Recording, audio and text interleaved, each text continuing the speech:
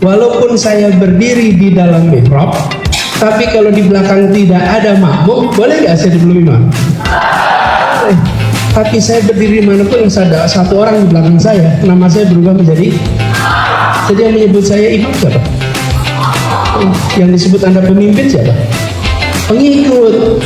Sekarang pertanyaannya, kenapa seseorang itu menjadi pemimpin? Apa faktornya dia diikuti? Teman-teman sekalian, terima kasih Lubna, Kevin, dan ketua di Jakarta namanya Igna. Tepuk tangan buat ketua kita, Igna. Gini, saya ngobrol di sini, rasanya kayak jauh betul. Anda di bawah, saya di atas. Memang kelasnya lebih tinggi di atas. Enggak kan? Kita ubah ya duduknya ya. Gini.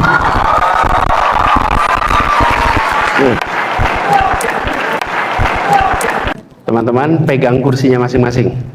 Gini, saya ajarin cara pegangnya. Gini, berdiri, pegang kursi di depannya gini. Ya, pegang gini ya. Oke, sekarang berdiri, pegang kursinya. Pegang ya. Oke, pegang situ. Angkat kursinya. Yuk, ikutin saya. Yang rombongan ini pindah ke depan sini, menghadap ke belakang. Oke, sini. Gini, Anda pindah ke sini. Menghadap ke belakang sana. Yuk. Ayo, semuanya pindah sini. Ya, gitu. Kita kan pengen dialog ya. Iya, Pak. Dialog saya kepengen biar berdekatan, jangan jauh-jauh. Kalau depan sana kehilangan intimasi, kehilangan kedekatan. Karena itu saya pengen ngobrol dengan jarak yang agak lebih dekat. Nah, semua saya terima kasih. Kita ngobrol begini, teman-teman, karena saya ingin sampaikan pada semuanya, apa sih yang unik dari pemimpin muda, yang membedakan dari pemimpin generasi yang lebih senior? Ada yang mau jawab? Kenapa? Boleh langsung. Nggak usah pakai mikrofon ya, Mas. Langsung aja saya ingin jawab, nggak usah itu semua. Langsung pak gitu. Ya, tapi yang membedakan muda sama yang senior apa? Apa yang buat muda? Yang beda, muda dari yang lebih senior. Ya. Ya mungkin dengan pendekatan juga kalau sekarang udah bisa dikatakan gitu Pak. Orang tua nggak kreatif. Bukan Pak, dengan apa ya cara pendekatannya gitu loh, lebih banyak. Iya, apa pendekatannya? Jadi bahkan dengan properti dengan seperti ini juga bisa Pak. Ya, apa itu? Oke, nggak bisa. Yuk, yang berikutnya. Apa? Yang muda. Untuk menjadi pemimpin muda, perbedaannya adalah komunikasi dua antara pemimpin dan juga anggotanya. Sehingga aspirasi bisa dituangkan secara langsung dan cepat.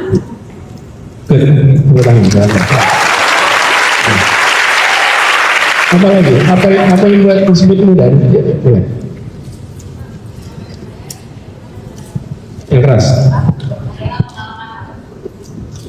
Pengalaman. Jadi yang muda gimana?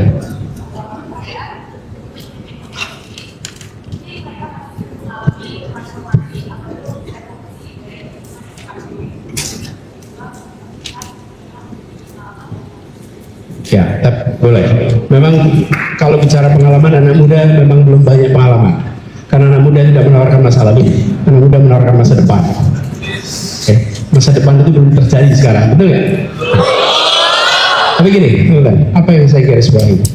Disebut sebagai pemimpin itu jika dan hanya jika Anda memiliki follower.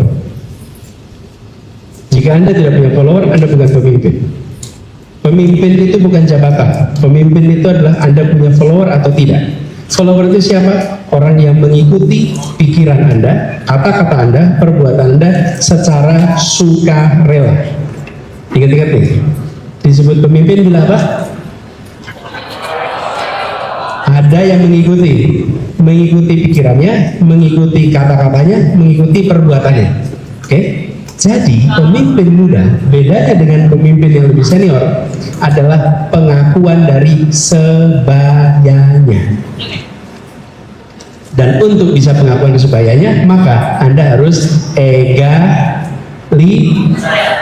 harus setara. Kalau tidak setara, tidak ada pengakuan. Kalau karena itu adalah dari komunikasinya bisa imbal balik. Jadi teman-teman, saya ingin bersama-sama belajar dari peristiwa ini. Ketika saya berada di sana, di ujung sana, dengan saya berada di sini, mana suasana lebih egaliter? Padahal sama-sama di ruangan ini, mikrofonnya sama, suasananya beda, bukan?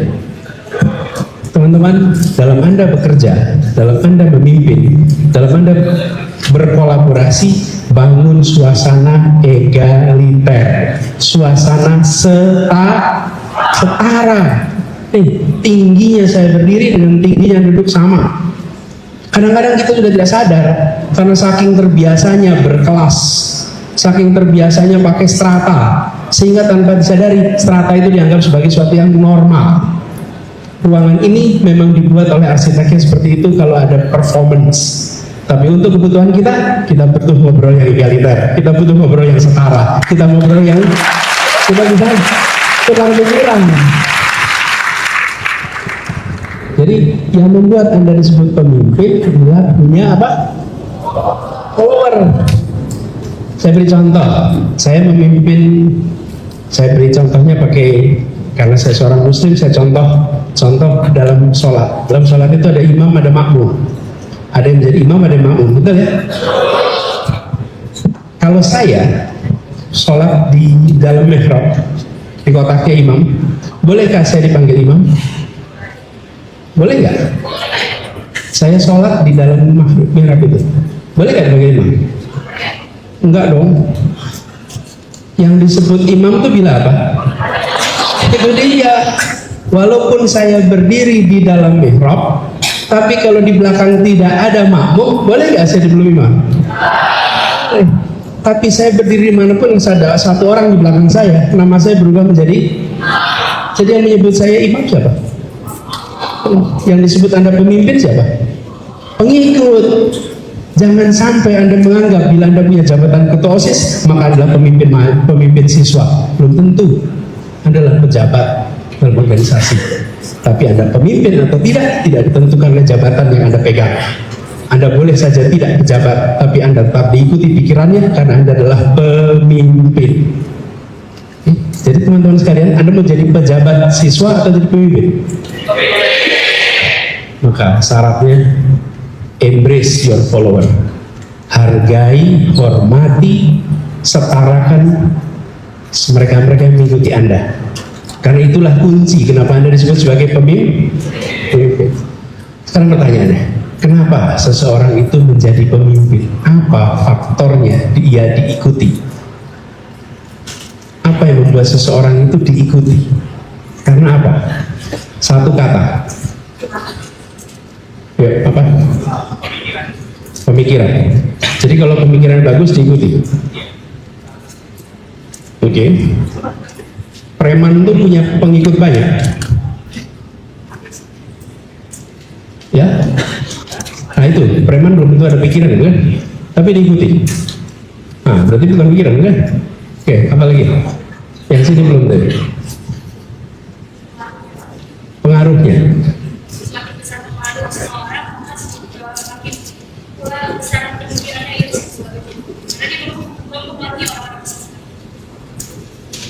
Hampir. Pengaruh. Hampir. Itu salah satu komponen. Tapi belum lengkap. Apa? Wibawa. Wibawa belum.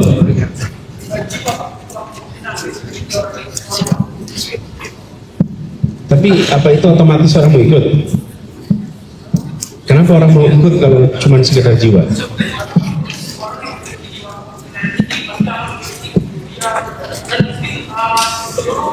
Ya, itu unsurnya belum lengkap, tapi unsurnya. Tanggung jawab, hampir. Ya, itu unsurnya. Sudah. Apa? Kenyamanan, ya, unsurnya. Ya. Actionnya, ya, unsurnya. Unsurnya itu. Unsurnya itu. Unsurnya itu. Tapi katanya belum. Tadi siapa yang bilang percaya? Sama, itu dia. Nih jawabannya. Karena percaya.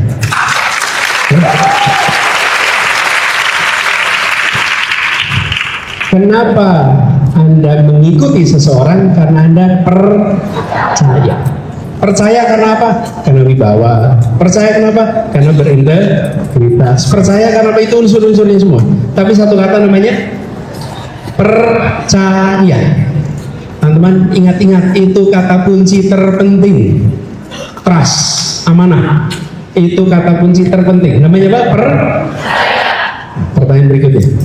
Kenapa seseorang dipercaya? Apa faktor yang membuat seseorang itu dipercaya? Yuk, paling ujung sana.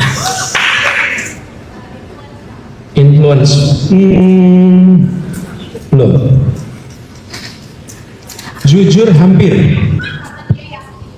Belum. Nah, Anda udah tadi. Yuk. Apa? Integritas. Itu satu komponen. Benar. Apa? Pembuktiannya unsur ya. Value-nya unsurnya ya. Idealismenya unsurnya ya. Belum.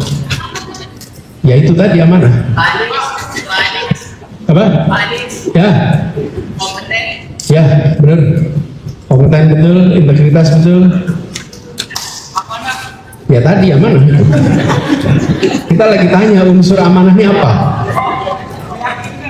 Ya meyakinkan itulah jawabannya. Hah? Ya, tadi ada yang nyebut integritas, ada yang nyebut lagi kompetensi. Oke, dua unsur tersebut, tinggal satu lagi nih unsurnya. Apa? Ya, boleh, tapi bukan itu. Saya berikan jawaban.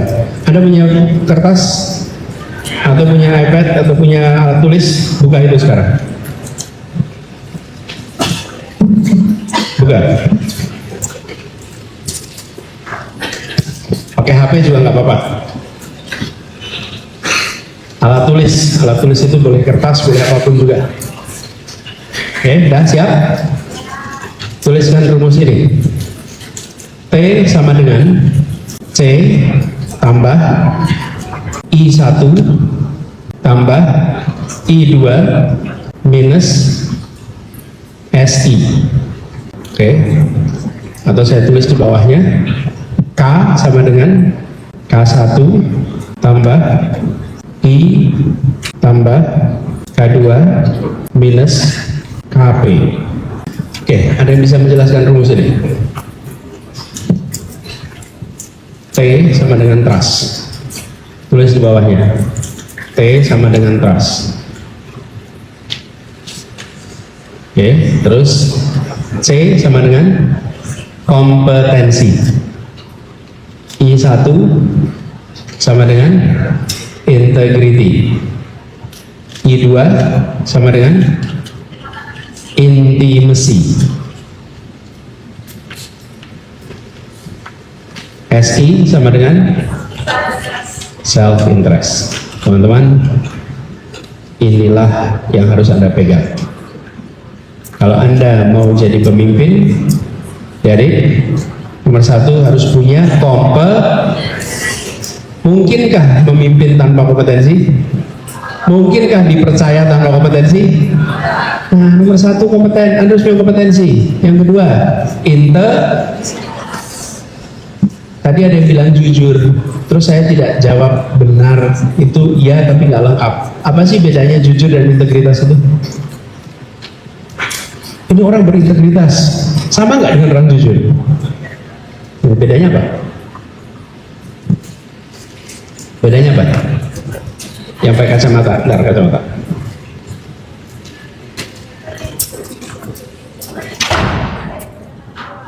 Apa? Oke, ya kira-kira begitu. Jawabannya tadi, integritas itu apa? Jujur? Nggak jujur? Dia terbuka. Kalau integritas ada moral. Nih saya jelasin nih. Jujur itu artinya dia tidak menutupi dia apa adanya. Seorang pencuri yang barusan mencuri lalu menceritakan apa adanya, dia berintegritas tidak? Enggak. Kan jujur kan? Berintegritas tidak? Nah, jadi Integritas itu jujur plus melakukan hal yang benar, melakukan hal yang kepentingan umum. Jadi kalau jujur aja, pencuri lalu menceritakan seluruh proses pencuriannya, Anda nggak bisa mengatakan dia berintegritas, betul nggak? Nah, jadi berintegritas sama dengan jujur plus bermoral. Oke. Nah, kemudian yang ketiga, intimacy. Tahu intimacy apa? Dekatan. Teman-teman, mungkinkah Anda percaya tanpa dekat? Mungkin. Lalu yang terakhir, pengurangannya namanya kepentingan Nah, ini adik-adik, ingat-ingat ya, kalau ingin kepercayaan terjaga, unsur terakhir ini dikendalikan. Seringkali yang tidak bisa dikendalikan itu namanya self-stress, yang membuat di antara sebaya tidak mau mengikuti Anda, biasanya bukan karena Anda tidak kompeten, bukan karena Anda tidak berintegritas, bukan Anda karena tidak dekat, tapi karena self-interestnya kegedean. Nih, saya ketua, saya harus paling depan. Saya ketua, saya harus nomor 1. Saya ketua, begitu Anda selalu saya ketua, saya harus ini, mikrofon nomor 1, ngomong nomor 1, di acara paling depan. Ketika Anda selalu mengutamakan yang namanya SI, lama-lama orang akan tidak percaya sama Anda. Ingat-ingat tuh. Nah, biasanya yang begini ini, yang punya begini ini biasanya justru anak-anak potensial. Karena tumbuh besar dengan potensi, tumbuh besar selalu berprestasi, maka kadang-kadang tanpa sadar SI-nya kegedean. Ketika SI-nya kegedean, teman-teman yang lain menjauh. Bener nggak? Nah, kalau menjauh, maka Anda tidak lagi diikuti. Oke, itu teman-teman. Pegang ini ya, rumusin. Jadi, saya sampaikan ini dasar ya, karena sebenarnya ke depan teman-teman semua, persyaratan itu membutuhkan karakter sederhana, namanya learner, pembelajar. Pembelajar, boleh tulis, pembelajar artinya to learn dan to unlearn. Learner itu to learn dan to unlearn. Pemimpin harus mau learning dan unlearning. Saya mau tanya, apa itu unlearning? Ada yang bisa kasih penjelasan apa itu unlearning? Bentar, makasih ya. Bentar, yuk. Unlearning itu apa?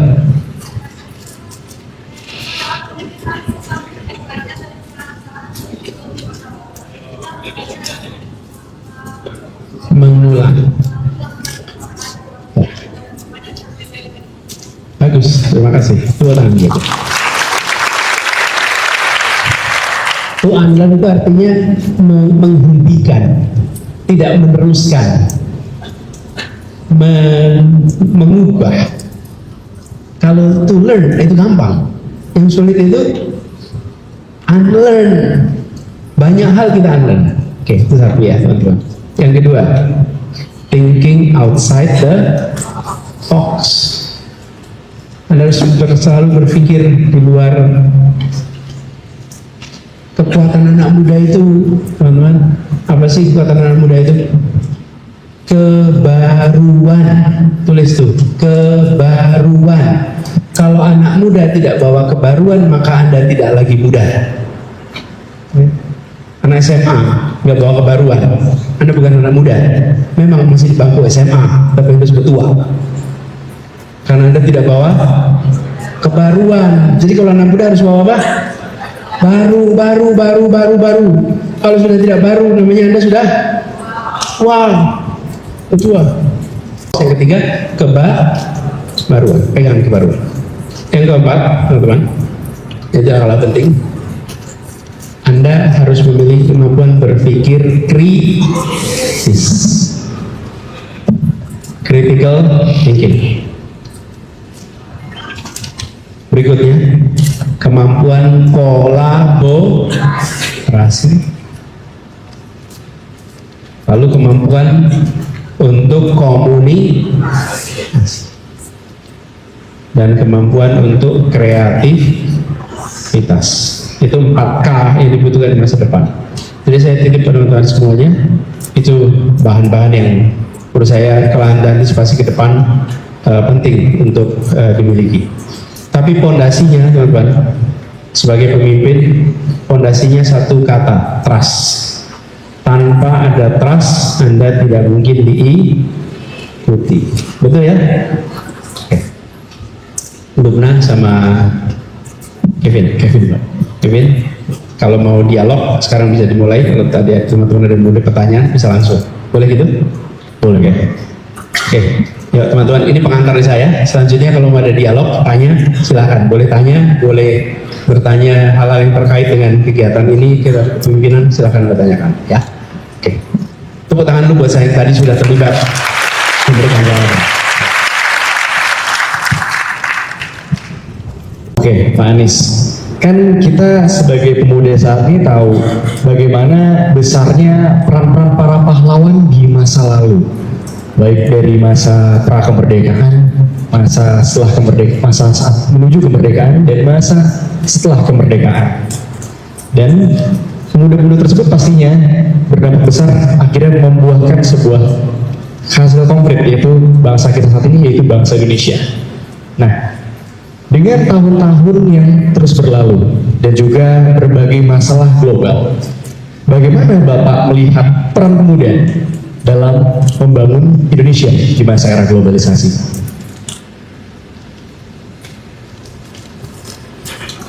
Boleh nggak saya terusin pertanyaan sama adik-adik? Ada yang mau jawab nggak pertanyaan tadi?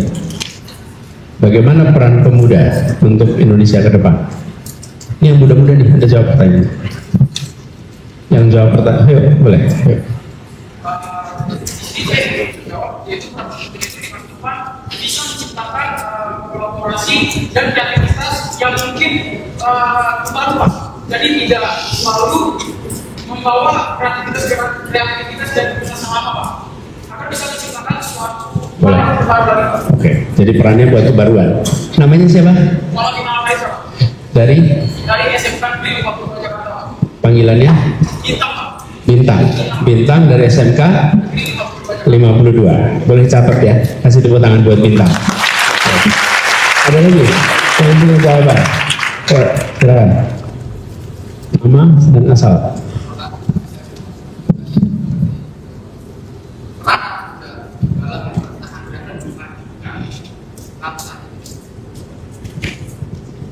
Sebagai penerus generasi yang diantaranya adalah dengan tahun dan mengimplementasikan nilai-nilai hukum yang maksudnya jelaskan oleh para pemimpin-pemimpin negara ini dengan cara yang terbaru, dengan cara kita sebagai anak muda penerus bangsa ini. Jadi kata kuncinya apa? Bawa kebaruan. Oke, sip. Makasih. Sekali lagi namanya? Panggilan? Reva. Makasih, Reva. Jadi, boleh nggak jadi barang? Oh, ada lagi dari sini. Yang perempuan, silakan. Ada.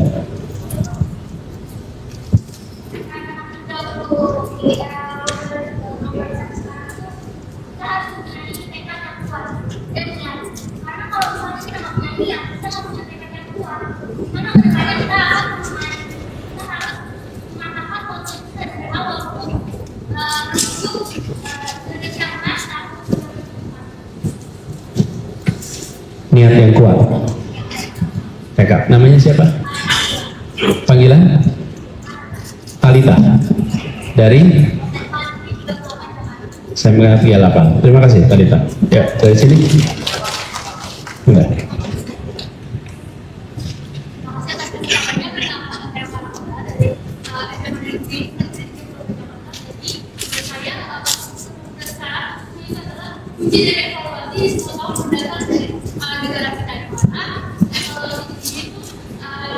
Gimana caranya jadi kita tetap berkembang tapi kita tidak meninggalkan tradisi dulu kita. Saya nggak tahu memang semakin berkembang di zaman masih menjadi kalau kita masuk ke masyarakat. Terima kasih. Ada banyak yang kita bisa kembangkan. Semua jawaban adalah benar. Beri tepuk tangan semua yang benar. Ya. Saya ingin samarikan di sini. Kalau boleh saya samarikan, sampaikan. Apa yang menarik dari ini foto-fotonya dari sini? Ini foto-foto para pahlawan-pahlawan kita semua nih yang ada di ruangan ini. Oke, mudah-mudahan nanti foto Anda akan muncul dalam salah satu hall di sini sebagai orang-orang yang berjasa. Apa sih yang menarik dari mereka itu? Apa?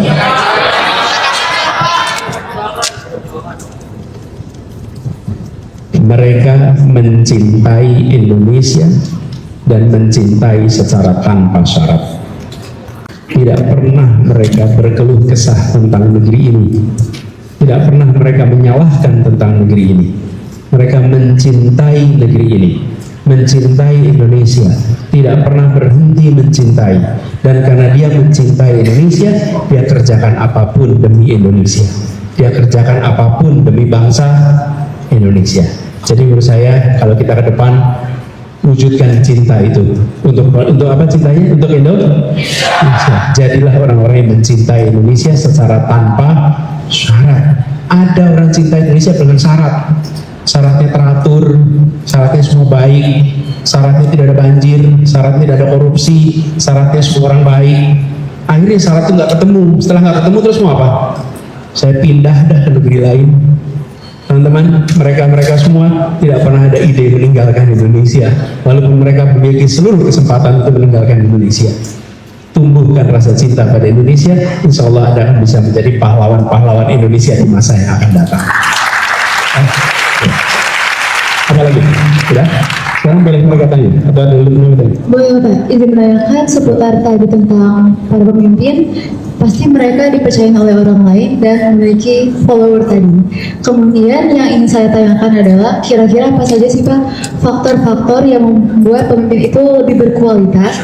Karena di sini kami para generasi muda, tentunya teman-teman tahu kami itu adalah agent of change, agen perubahan, biar bisa menyambut nanti para pemimpin lainnya yang lebih oriented atau berorientasi pada masa depan. Lubna, good questions. Pertanyaannya, bagaimana meningkatkan kualitas kepemimpinan? Usul saya, unsur tadi T sama dengan apa? C sama tambah I1 tambah C, I ditingkatkan. Tingkatkan kompetensi, ya, tingkatkan integritas, tingkatkan intimasi. Nah, itu semua akan membuat kualitas kepemimpinan Anda akan meningkat. Anda harus punya kepemimpinan. Lalu jadilah tadi saya tulis namanya teman-teman, ada yang sudah membaca buku tentang kepemimpinan? Acungkan tangan yang sudah baca buku kepemimpinan. Masa nggak ada? Udah baca? Yang lain belum baca? Saya usul, saya tanya gini nggak mau ditanyain. Jangan khawatir kalau saya tanya mengenai apa isinya, enggak. Saya cuma ingin bilang teman-teman, di luar sana ada banyak buku tentang kepemimpinan. Cari buku itu, baca buku itu. Bahkan Anda bisa tanya pada AI, Anda bisa tanya Google tentang apa teknis-teknis kepemimpinan. Belajar terus. Seorang pemimpin adalah pembelajar. Dia harus terus-menerus belajar. Pelajari semua yang terbaru tentang kepemimpinan. Latihan kepemimpinan itu tidak berhenti di SMA, tidak berhenti di SMK, tidak berhenti di universitas. Latihan kepemimpinan itu berjalan terus. Saya beri gambar. Satu ketika saya menghadiri sebuah pertemuan semacam World Economic Forum. Yang hadir di situ adalah para CEO perusahaan-perusahaan raksasa dunia, para pemimpin pemerintahan, para tokoh-tokoh akademisi. Tempatnya di sebuah pulau, dan orang-orang itu datang ke pulau itu di tengah Pasifik. Untuk datang ke sana, by invitation hanya sekitar 500-an orang. Ini sangat elit pertemuannya. Saya kemudian diundang untuk bicara. Lalu saya menemukan satu sesi judulnya leadership. Padahal yang kumpul di sini itu pemimpin-pemimpin yang sudah terbukti sukses di bidangnya masing-masing. Terus ada satu sesi namanya leadership. Jadi saya kepengen ikut. Gimana coba? Datang sesi kepemimpinan. Kan kalau SMA kepemimpinan biasa. kuliah belajar kepemimpinan biasa. Ini bayangin, CEO perusahaan besar, pemimpin pemerintahan ikut workshop namanya leadership. Saya mau datang. Ketika saya datang, yang memberikan workshop itu seorang yang usianya 90-an tahun, hampir 90, 80 sekian hampir 90 tahun. Dan dia adalah orang yang selalu jadi pemimpin sepanjang hidupnya dia. Dari mulai dia kecil sampai dia usia hampir 90 tahun, itu selalu jadi ketua, selalu jadi pemimpin. Lalu dia menceritakan apa yang membuat unsur kepemimpinan. Saya ceritakan ini pada teman-teman untuk mengatakan jangan pernah menganggap bahwa setelah Anda jadi ketua berarti Anda belajar kepemimpinan ini selesai. Tidak. Anda mau jabatan apapun, belajar kepemimpinan harus jalan terus, nggak boleh berhenti, terus belajar terus. Jadi pertanyaan Lubna tadi soal pengembangan, jadilah pembelajar, kembangkan 3 faktor itu, gitu ya Lubna. Oke, sekarang yang lain di sini kalau ada yang mau tanya. Oke, Anda paling belakang sana, boleh. Pertanyaan tidak ada yang jelek dan yang buruk dan yang baik. Pertanyaan adanya panjang atau pendek. Jadi pilih pertanyaan yang singkat. Yuk.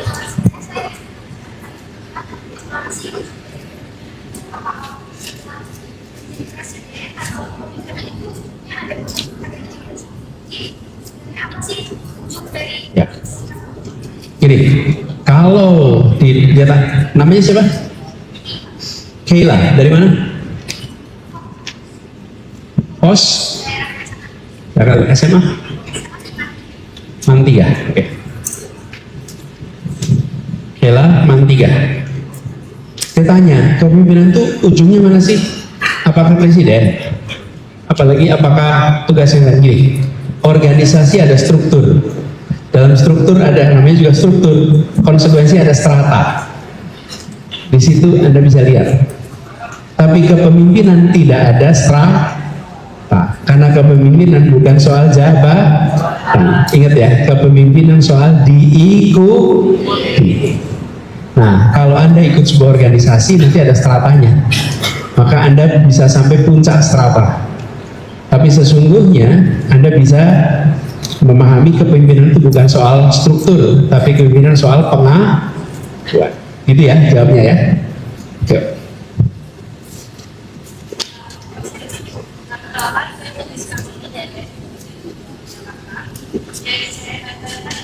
Cara embrace dan melakukan kolaborasi dengan seluruh pendiri kita, banyak kita sebagai pemimpin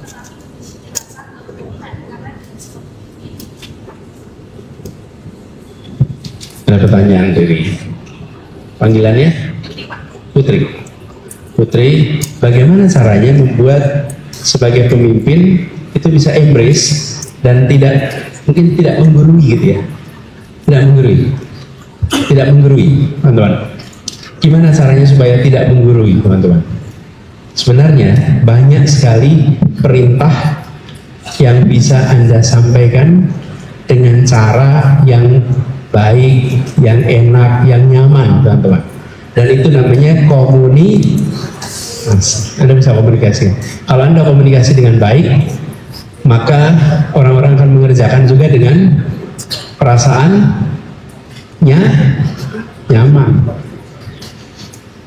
Teman-teman semua di sini, bisakah teman-teman berdiri?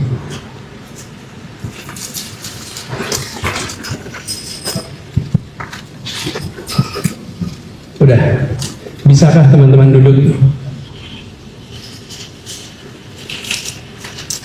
Teman-teman, itu tadi pertanyaan atau perintah?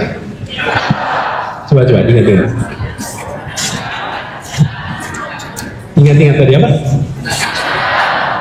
Tadi pertanyaan atau perintah? Dikerjakan sukarela tidak? Saya tadi bertanya, bisakah teman-teman berdiri? Bisa, harusnya jawab bisa Pak.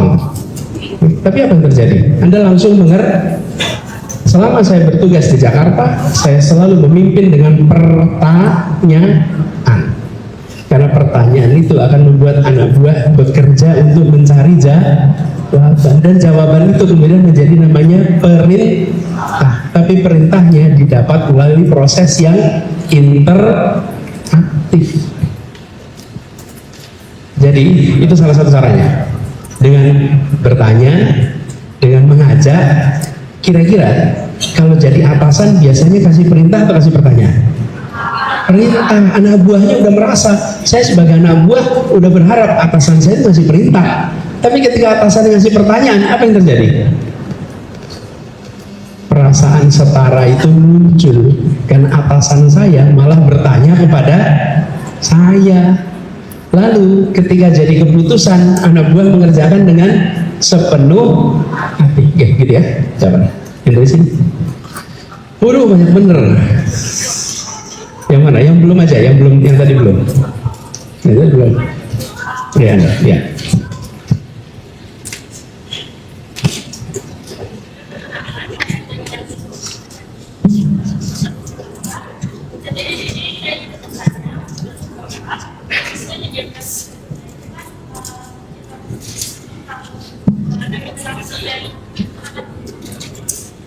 Ya.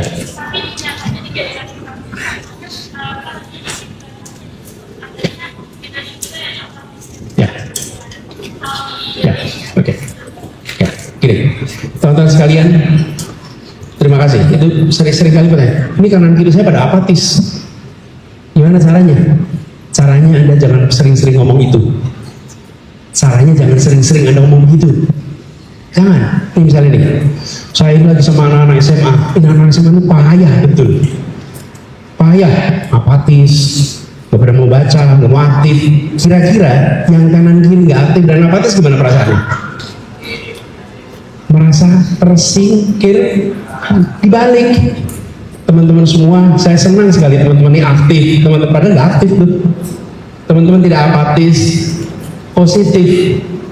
Pernah dengar kutipannya Bung Karno, beri 10 anak 10 pemuda dan saya akan guncang dunia. Oke, teman-teman, ketika Bung Karno mengatakan itu, 95% penduduk Republik ini tidak bisa baca tulis. Oke, 95%. Jadi artinya apa? Bisa pidato, bisa perang, tapi dikasih selembar kertas dan satu pensil suruh tulis nama, tidak bisa tulis nama. Kira-kira begitu. Terus Bung Karno bilang, beri saya 10 pemuda dan saya akan guncang dunia. Kira-kira 9 dari 10 pemuda itu buta huruf. Betul nggak?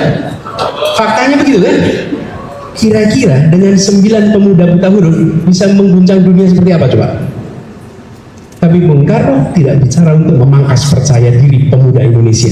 Bung Karno mengatakan untuk membangkitkan percaya diri bangsa Indonesia walaupun kenyataannya masih pada buta huruf. Jadi teman-teman sekalian, teman-teman pada aktif di sini, jangan pernah mengatakan ini teman-teman saya mayoritas apatis. Mayoritas, nggak usah. Ajak saja untuk terlibat, ajak saja untuk berkiprah. Jangan pernah berikan label apatis. Katakan pada semua Anda aktif, Anda mau terlibat, teman-teman di sini aktif sehingga mereka terpanggil untuk aktif. You are what you are labeled. Anda adalah label yang dititipkan pada Anda. Kalau saya katakan Anda cerdas, muncul perasaan saya cerdas. Kalau saya katakan Anda tidak cerdas, muncul perasaan saya nggak cerdas ya, benar nggak? Gitu kira-kira jawabannya. Oke, yang di sini ada semua. Belum. Tuh, sampai gini-gini udah, ya. Oh, dua-duanya gini ya. Udah, boleh dah. Ini aja dulu. Ya, langsung.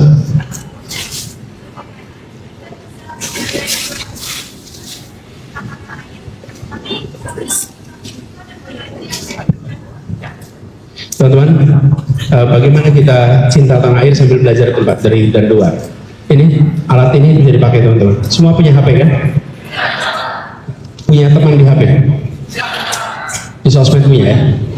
Siapa temannya? Manusia lah pasti. Siapa yang bilang dari manusia? Ya, teman-teman, alat ini, alat komunikasi ini menyambungkan kita dengan banyak pihak. Betul ya? Namanya siapa? Siapa? Filza. Okay. Filza, dengan alat ini Anda bisa berkomunikasi dengan semua. Tapi sayangnya alat ini sering dipakai untuk berteman dengan siapa?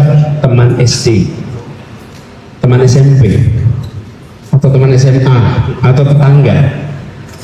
Bisakah ini Anda berteman dengan sebaya Anda di dunia internasional? Bisakah Anda tersambungkan dengan tempat-tempat terkemuka dunia pakai alat ini? Bisa tidak? Bisa. Jadi, gunakan alat ini untuk tersambungkan dengan seluruh dunia. Karena itu akan membuat kita lebih paham tentang Indonesia. Anda berada di ruangan ini, kalau saya tanya, tahukah bentuk gedung ini? Nggak tahu teman-teman. Syaratnya untuk tahu gedung ini gimana?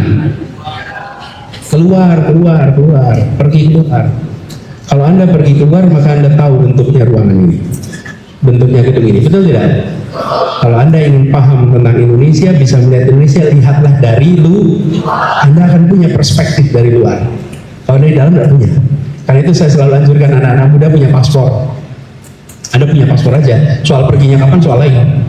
Tapi paspornya punya dulu. Begitu Anda punya paspor, maka Anda menjadi warga global. Anda warga Jakarta, Anda warga Indonesia, dan Anda warga dunia. Dan itu artinya, teman-teman, perspektif global. Tapi tetap mencintai Oh, Indonesia luar biasa kok. Kalau kita lihat potensinya, luar biasa sekali. Ya, gitu ya. Terakhir.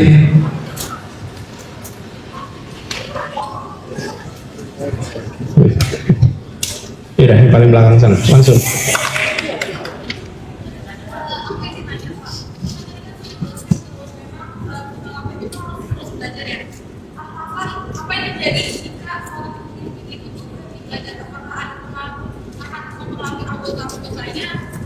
Ya, kalau Anda berhenti belajar, Anda bisa tidak diikuti lagi, karena kompetensi Anda stuck.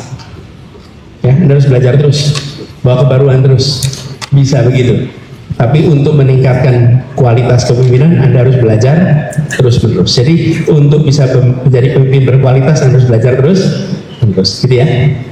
Teman-teman sekalian, sebelum saya akhiri, ini terus, tapi kan dibatasi waktu. Ini saya sudah melewati waktu yang dialokasikan untuk saya. Sudah, jadi saya cukup sampai di sini, teman-teman. Belajar terus, Anda terus tumbuhkan kepemimpinan. Sebelum diakhiri, saya akan cerita satu hal saja. Saya dulu aktif di OSIS, sama seperti teman-teman semua. Ini cerita masa lalu. Saya SMP kelas 1 ikut OSIS. Lalu saya ketika mau ikut OSIS, saya tanya, boleh nggak ikut? Boleh. Saya dijadikan anggota seksi pengabdian masyarakat. Pengabdian masyarakat itu ternyata tugasnya adalah mengumpulkan dana kalau ada anggota keluarga di SMP kami yang meninggal. Jadi saya, anak SMP kelas 1, bertiga, Kevin sama Lumna temenin saya coba sini. Ini kira-kira gini nih kita bertiga nih. Coba sini.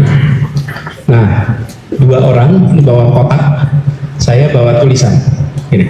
Saya bahkan baca ke depan, telah meninggal dunia. Nama ini pada tanggal sekian. Mohon bantuannya. Oke. Terus yang kanan kiri saya jalan menyusuri ruangan, mengumpulkan uang. Dikerjakan itu di seluruh kelas.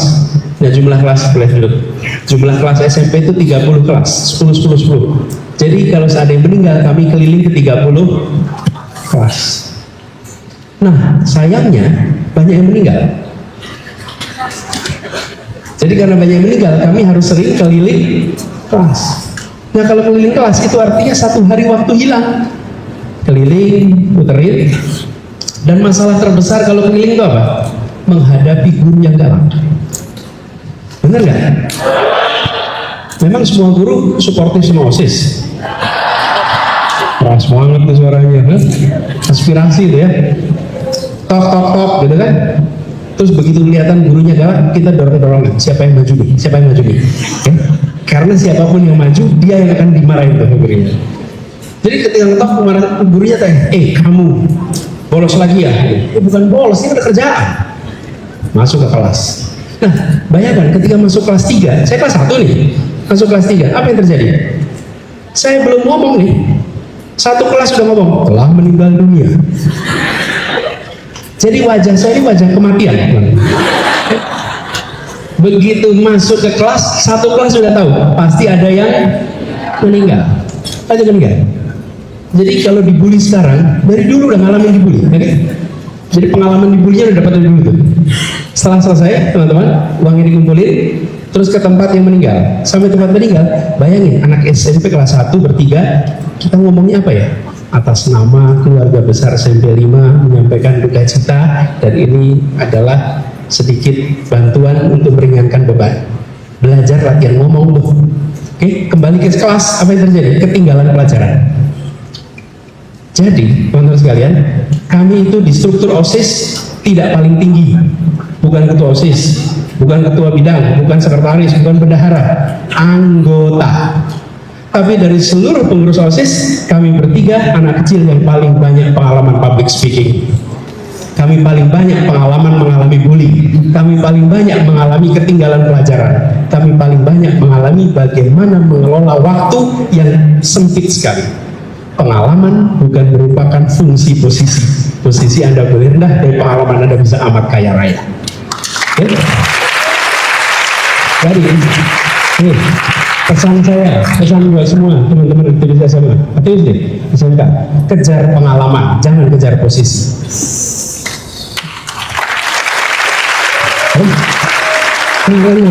Posisi tidak mengantarkan Anda kemana-mana. Memangnya di CV ditanyain tuh, ya kelihatan bagus ketua OSIS, ketika berjalan belum tentu dia ketua. Tapi itu pengalaman dikejar. Jangan kejar posisi apapun. Kalau Anda jalani dengan belajar hikmahnya, jadi pengalaman. Pengalaman sama dengan perjalanan plus hikmah. Orang yang menjalani tidak mengambil hikmah nggak dapat pengalaman. Oke. Lalu akhirnya saya SMA ikut OSIS. SMA baru jadi ketua OSIS. Tapi pengalamannya yang begitu-begitu. Dan SMA saya ikut organisasi OSIS seperti ini. Cuma waktu itu nasional, kumpul di Jakarta, dan saya waktu itu bertugas sebagai ketuanya ketua-ketua OSIS se-Indonesia pada waktu itu. Itu tahun 86, belum lahir saya itu. Jadi teman-teman, pengalaman itu semua mewarnai. Jadi buat Anda semua di sini, pesan saya, jangan kejar posisi, tapi kejar pengalaman. Apapun posisinya, yang penting pengalaman. Teman-teman, selamat belajar, selamat berkarya, jadilah pemimpin hebat untuk Indonesia masa depan. Saya tunggu hikmahnya masa depan ya.